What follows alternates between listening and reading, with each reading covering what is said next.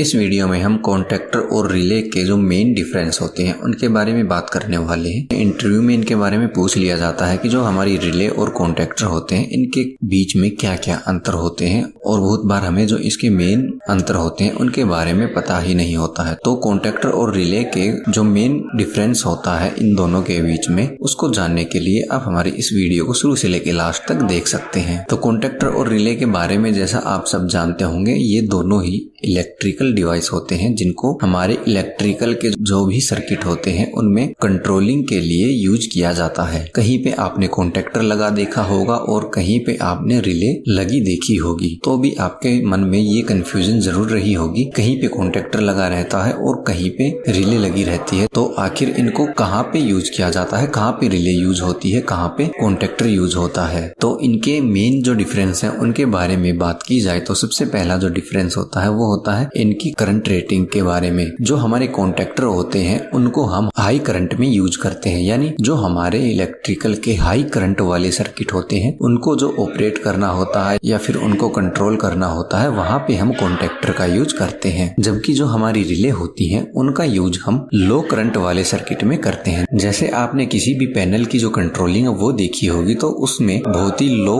Quantity में current flow करता है, तो ऐसी कंडीशन में वहां पे रिले को यूज किया जाता है। तो पहला डिफरेंस इनमें यही है, कॉन्टैक्टर हाई करंट रेटिंग के लिए यूज किए जाते हैं और रिले जो है वो लो करंट रेटिंग के लिए यूज किए जाते हैं। आगे बढ़ने से पहले दोस्तों, अगर आपने हमारे चैनल को सब्सक्राइब नहीं किया है तो आप हमारे चैनल को सब्सक्राइब कर सकते हैं, ताकि इलेक्ट्रिकल की ऐसी ही जानकारी भरी वीडियो हम आपके लिए लाते रहें। अगला जो डिफरेंस है वो इनकी ड्यूरेबिलिटी का होता है, यानी जो हमारे कॉन्टैक्टर होते हैं उनको ऐसी जगह यूज किया जाता है जहाँ हमें एक लंबे टाइम के लिए कॉन्टैक्टर को यूज करना हो। जैसे मान लीजिए हमने एक बार वहाँ पे कॉन्टैक्टर लगा दिया है तो वो लंबे 10, 15, 20 साल के लिए वहाँ पे काम करता रहे, उसमें कोई भी किसी भी प्रकार की दिक्कत न आए। तो ऐसी जगह के लिए यानी लॉन्ग टाइम वर्क के लिए हम कॉन्टैक्टर का यूज करते हैं। ये तो बात होगी इसकी एज की। अब जैसे हमें हमारी कोई मोटर चलानी है, वो हमें लगातार 10 घंटे 15 घंटे या पूरा एक दिन लगातार चला के रखनी है, तो ऐसी जगह पे भी हम कॉन्टैक्टर का उपयोग करते हैं। जैसे हमने एक बार कोई काम चालू करके छोड़ दिया, वो लंबे समय के लिए हमारा काम हो रहा है, तो वहां पे हमारा कॉन्टैक्टर काम आता है। जबकि जो हमारी रिले होती है वो छोटे मोटे काम के लिए यूज होती है। जैसे हमें 1-2 सेकंड के लिए काम करना हो, या 1-2 घंटे के लिए जहां हमारा काम होता हो, या हमें 1-2 घंटे के लिए कोई ऑपरेशन करना है, वहां पे हमारी रिले यूज होती है। इसके अलावा जो हमारी रिले होती है वो ज्यादा लंबे समय के लिए 10 से 15 साल जैसे लंबे टाइम के लिए काम नहीं करती है, वो जल्दी खराब हो जाती है और इनको